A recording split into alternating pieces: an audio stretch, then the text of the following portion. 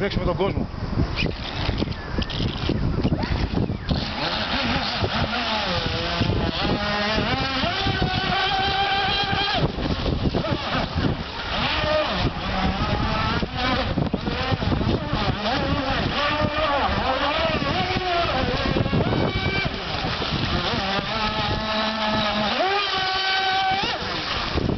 Καλά.